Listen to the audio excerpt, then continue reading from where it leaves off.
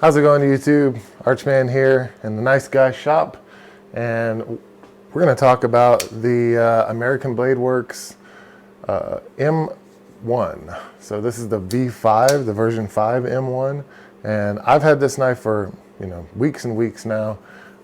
Carried it sparingly. I'm kind of testing the waters with it, see exactly how much I like it, what I don't like about it. We'll go down to the tabletop and talk a little bit more about it. But I've had a lot of people request me to start these reviews with just like my EDC today or whatever, and I think that's kind of fun. So what I'll do is I'll just kind of show you what's on me right now, and that is, number one is the knife. Almost always going to be a 31 for me, a Sebenza 31. I don't carry the Rhino a whole lot. But I'm in the shop, and I've got, literally I'm looking at knives all over the place here. So like, if I'm gonna I might scuff this shit, then I will use something else. Namely, my small Sebenza 31, which is kind of funny. So yeah, the knife in the pocket today is gonna be my large 31 Rhino, which is just a great knife. We got, that's right front pocket, and left front pocket is always my titanium DC0.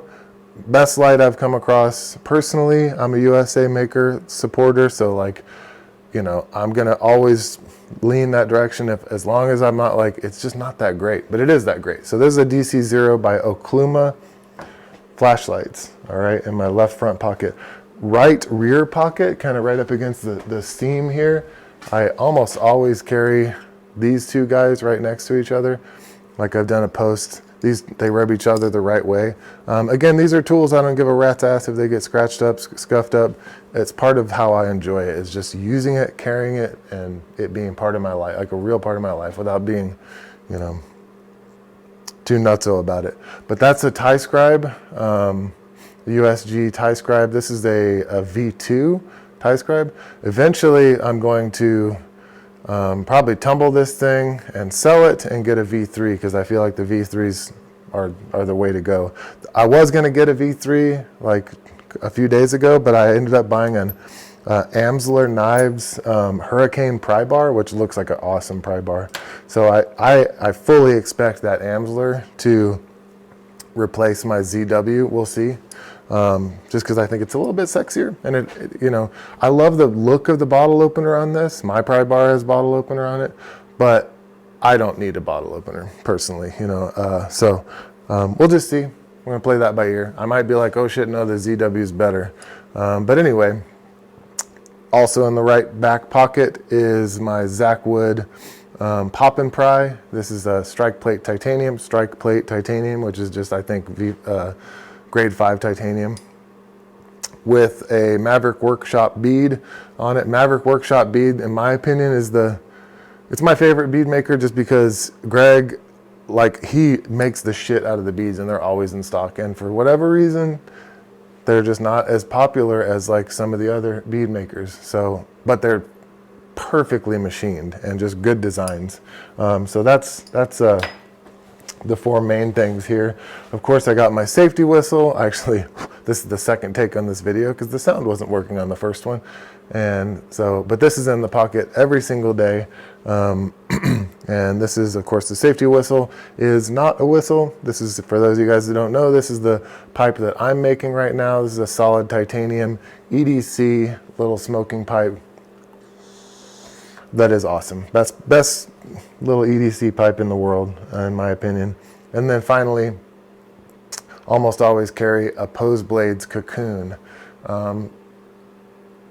Mainly just because I think it's a badass thing. I'm not a spinner guy. I really don't have any spinners anymore, but the ones that I do have are Pose Blades, and they're just great. It's like a little worry stone.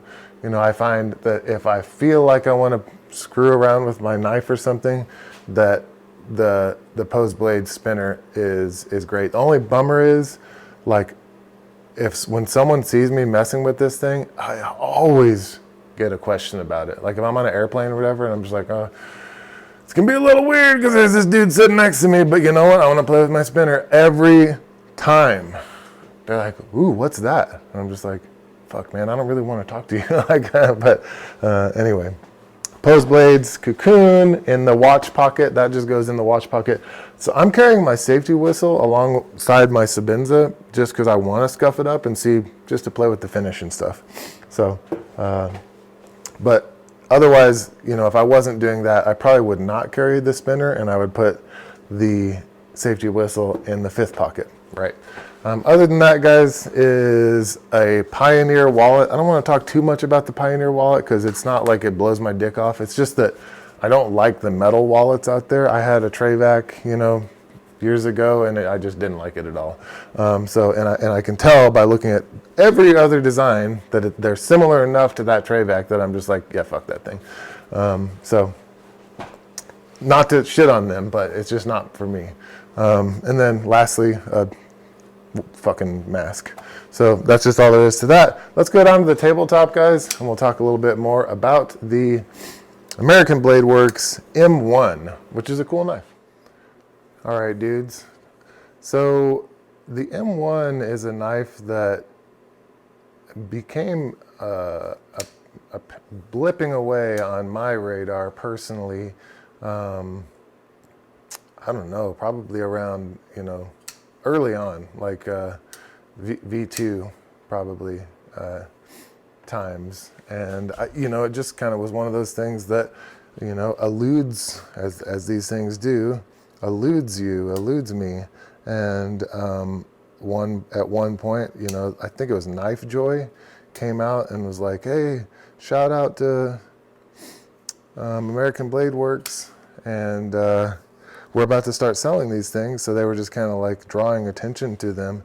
And I was just like, there's no way it's possible, but I'll just go on their site. And I honestly wanted the G10 one because I like just the homogeneous look of G10. I don't really love carbon fiber.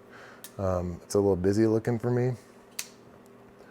But so I was looking at the site, and I was like, oh shit, of course nothing's in stock. And I scrolled down and I was like, carbon fiber's in stock. I was like, ah, screw it. You know, it's probably not actually in stock, but they'll let you buy one. So I was like, oh, screw it. I'll go ahead and do it.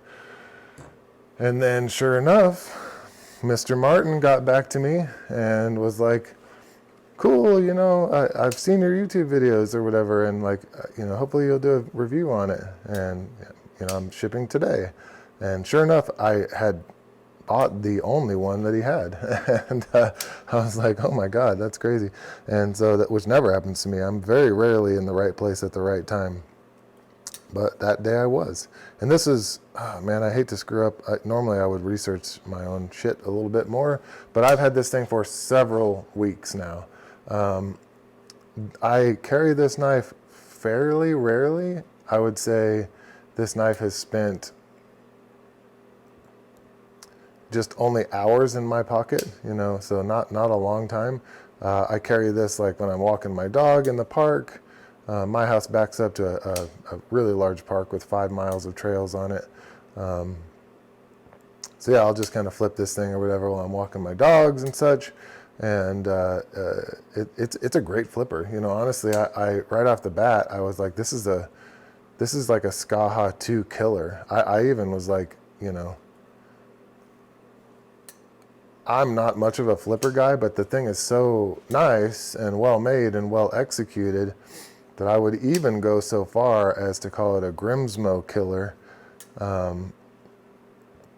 only because they're both flippers, and you know, one is a $1,000 plus knife and one is a $200 knife. I mean, these things, I don't want to misspeak, but I believe the G10 ones are under 200 bucks. And this carbon fiber one was like 210, 218, something like that.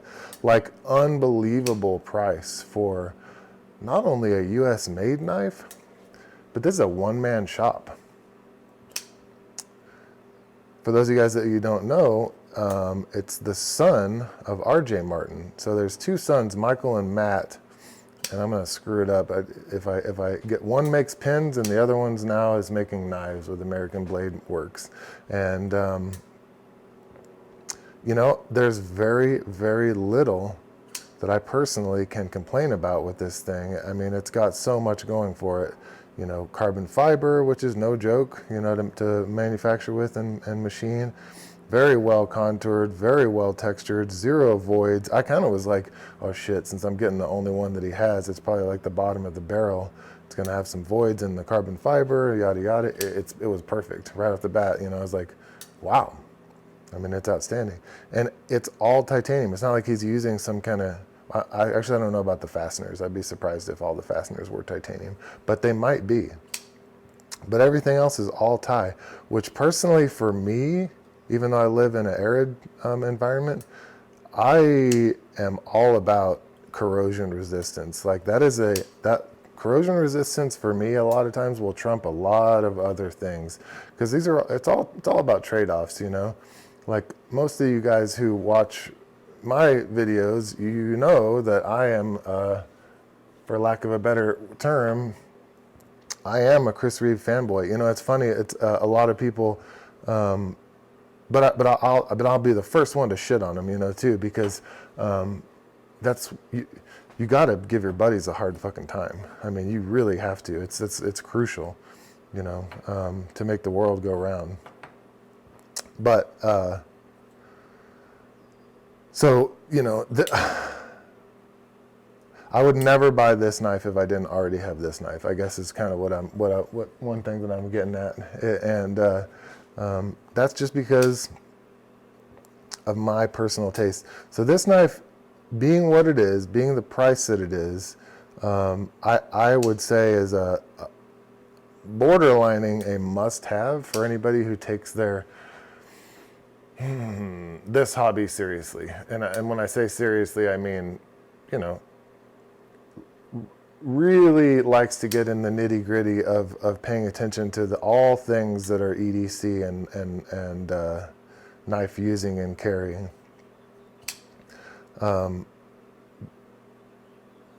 It has a couple things going for it that are or with it that I could see somebody not necessarily liking. Like, it's very simple. And its appearance, it's just the way everything flows is very simple.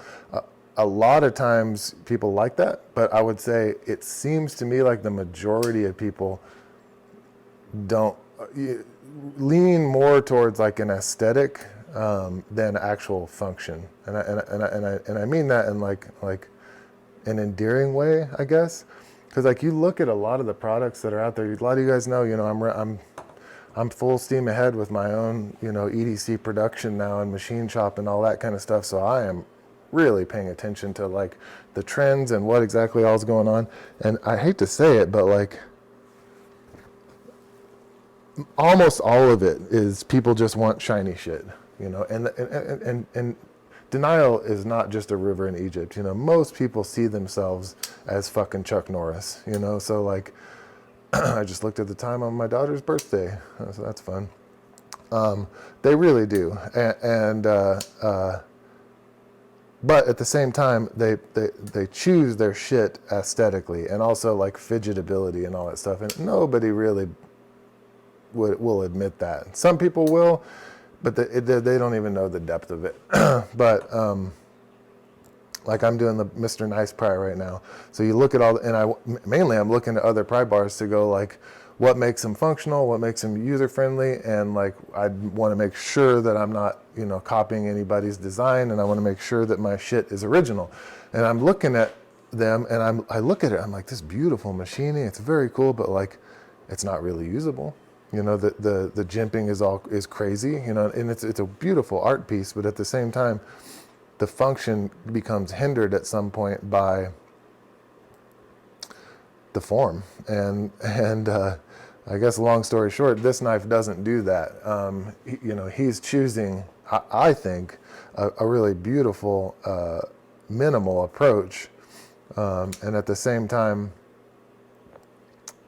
heavily focused on function. So the knife is great. I mean, even compared to just about anything, I mean, you can just look at this thing and go like, wow, that's a very comfortable looking handle. And then it also is just extremely well done. So many knives, you look at them out there and the finish just isn't there, when they try to like polish it down and make it usable. But this one is there. I mean, there's nothing, I can't complain about anything. A lot of people won't love this bead blast, and 5-10 years ago that would have been just a no-go for me, but I was just like all about it. I wanted to see what this thing was about. So the bead blast isn't that big of a deal for me. I don't give a shit if this thing scratches up. Couldn't care less. I will get my enjoyment out. This knife isn't going to not stay with me forever. That's just a fact. But I will get no matter how much it depreciates, I will get my value of appreciating and spending time enjoying this knife out of it. And then I'll just throw it in my tumbler or throw all the metal parts in my tumbler, and it'll just have a sweet tumbled blade after that whenever it leaves my hands. So what is normally there is probably, actually I've never disassembled this knife, so I'm just going to make a couple of assumptions here, and I just don't care to. I mean, if I get a couple requests, maybe I will, but there are some things on here that normally would be a total no-go for me. And I mean, these are the reasons why it will eventually not be in, why it's really kind of not in rotation, and eventually why it will be completely out of the house. And this is just me, it's just me. This is not shitting on this product. This is not, it's just an opinion. So number one for me is and I figured this going in, but these are still new. So I mean, there's not a lot of info out there about them, even though there's a shitload of YouTube videos about them. Mostly, I've not watched a single review on this knife. I purposefully did not watch a single review on this knife, but I can guarantee you that I wouldn't necessarily agree with most of them. But number one is the captive stop pin. Captive stop pins are fucking just ridiculous. Like even the right ones are, it's one of those things where, it's an extra added corner that is superfluous, and it at the end of the day, it damages the function of the knife. So captive stop pin, basically, you guys mostly know, it means there's a channel inside that is typically machined in the blade, but more and more knife makers are waking up to that's not the best idea, and they're starting to machine it into the liner or into the actual handle scale itself. Like you can see, like Koenig knives, their Arius, they've actually switched to that. They're no longer doing their channel in the blade. They've got a pin in the blade, and the channel is in the. And if you don't know what I'm talking about, you need to know this. You need to look it up, and you need to also be paying attention to this. Essentially, there'll be like a huge arc cut out of the blade, and completely cut out of the blade, and so that weakens the whole blade. Obviously, it's not that big of a deal, because when you look at knives like the very popular, and for a good reason, because it's just an outstanding knife, Paramilitary 2, I mean, look how much of the blade is cut away there. That's as much or more than that arc that's cut out of the blade. But the whole reason people do this is because it allows you to be able to put the flipper tab wherever you want. So this flipper tab here, because of where it is, it has to have this the captive stop pin, because the normal placement for a stop pin, as we all know, would be like kind of back here. You can see here on the Sebenza, and that wouldn't work because this flipper would have to travel right through that, right? So that's why you are only going to see it on flipper knives. But plenty of companies have gotten away from it, or just bypassed it, been like, yeah, it's not a great idea. Shirogorov is probably number one on that. They do not use a captive stop pin. There's one knife, actually, the 111, the Shirogorov 111, it actually does use a captive stop pin, but they did it right. I think they were probably the first ones to do it right, and they actually put the pin in the blade, and it rotates inside here in a channel that's milled into the liner, because we all know the Surigorov 111 is a liner lock, big thick liner lock, but it's a liner lock. So that's the number one, which would normally be a complete no-go, but I wanted to check out the company. I wanted to check out the knife, and I wanted to just expand my knowledge and expand my, basis of preference. So again, that's just a, it's a no-go for me, because I like to feel like I have the freedom to not only use my knife for whatever the hell I want, but be abusive to it. When I say whatever the hell I want, I mean like, I want to be able to slice up a shitload of cantaloupe at a picnic or something with this without getting all that cantaloupe shit up in the inner workings of a bunch of facets and voids up in here, which there's a lot of when you have this type of pivot. Again, it's not the end of the world. And then again, abuse. I wouldn't mind being able to I'll just throw out a stupid scenario. You have to pry open a window to get out of a place. So you have to open, do something like that. Yeah, anyway, that's a no-go. It would never be my only knife, right? I would never be like, that's my new EDC. That's not going to happen. I bought this knife 100% knowing there ain't a fucking chance it's going to be my EDC. But again, that's all fantasy shit, so most likely. But at the same time, just EDCing this, eventually all kinds of lint and shit will get up in there, and it will affect lockup at some point. So it kind of forces you to have to take apart this knife. The next big glaring no-go for me, and I'm just making an assumption here, I'm not sure about this, but my guess is that these screws just screw right into the back spacer here.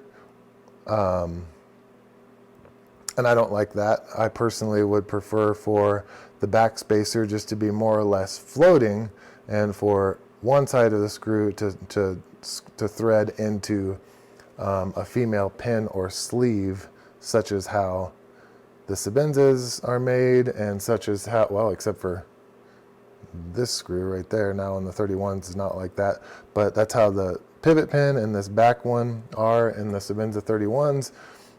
That's how any kind of chainring bolt is going to be. That's how the XM18 hardware is. That's how hardware on Delicas is, and that's what I want to see.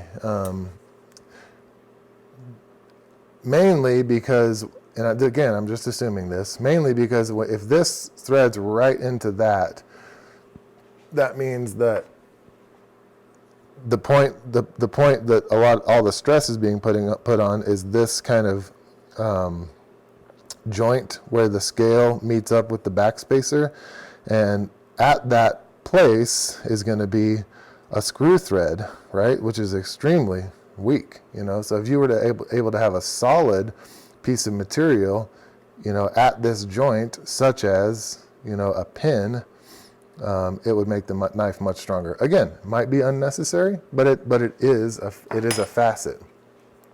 So that normally for me would be a no-go, right? I don't like that. So especially because it is avoidable. There's 20 other knives out there that don't have that. And then questionable things, I'm not sure how the pocket clip goes on. I'm going to assume that there's a milled pocket in the handle scale, and it actually sits down in that pocket, and then it's screwed up from the liner, would be my guess, and that pocket clip is threaded. That's not a no-go, it's just a concern. Let's see. I know I had something else. Oh, bearings. Bearings are fucking gayer than AIDS.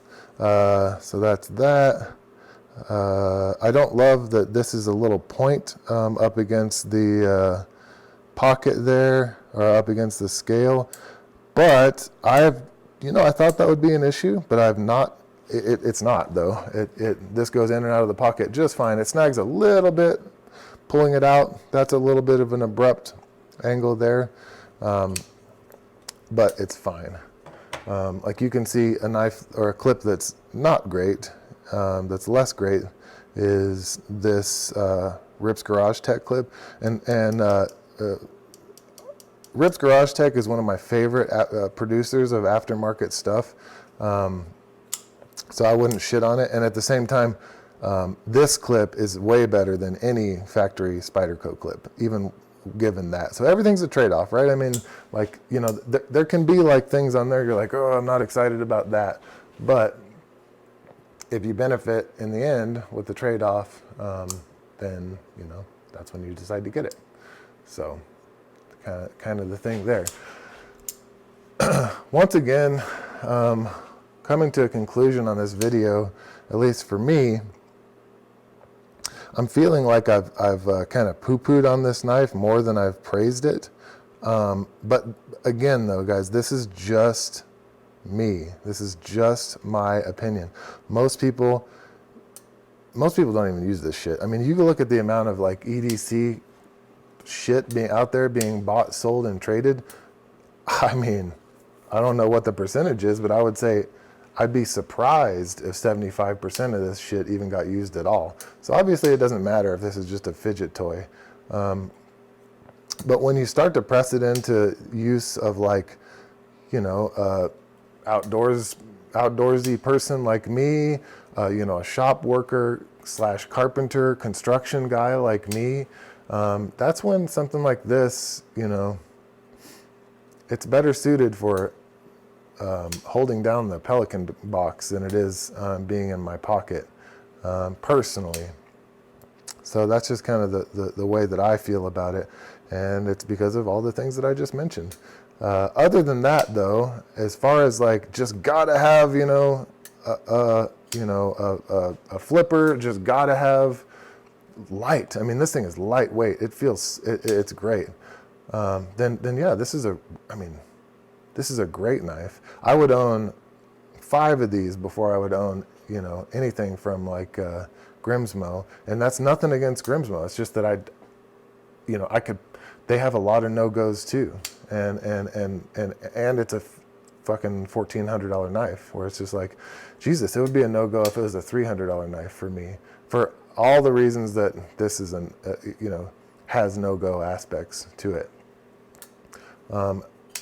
Again, though, I do really like the knife. As long as I'm gonna have a flipper, I don't see why this wouldn't be my flipper.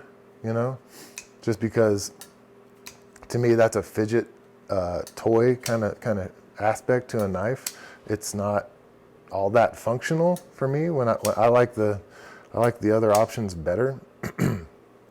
I don't like this shit sticking out here. I don't like this shit sticking out here. That's just, everybody has their personal preferences, and those are some trade-offs that I'm just not pumped about. Like, this is what I like, you know, slim, svelte, simple, and like, you know, all things considered, well thought out. You guys know that I don't love the holes in the washers of a Sebenza, but I would take that all fucking day compared to bearings. Like, I do not like bearings. Bearings they suck. They're a bad idea. Like that, they cut the surface area down so much, you know, like not comparable. I bet a bearing in a Sebenza 31 literally has 1,000 times the surface area of single row bearings in a knife like this. At least several hundred times the surface area. So yeah, and then whenever you tweak it or whatever, like if you put any pressure, side pressure on a knife with bearings, now all of a sudden you have like 1 or 2 bearings over here taking all the force, and 1 or 2 bearings over here taking all the force. I mean, that's not good, you know. So, plus they just get all kinds of gunk in them. Again, I know this seems like I'm just shitting all over this knife, and that is not the point. Like, it's a fantastic knife. So if you're really gay, you might like this knife. No, I'm just kidding. Just kidding. That's fucking funny. Anyway, guys, this is how I feel about this knife. I think it's a really great knife. Honestly, I think it's a good value for what it is. It's just that what it is may or may not be my cup of tea. But anyway, guys, palabra a tu madre. Questions, comments, concerns, smart remarks, leave that shit down below, and we'll communicate down there. Have a good day, guys.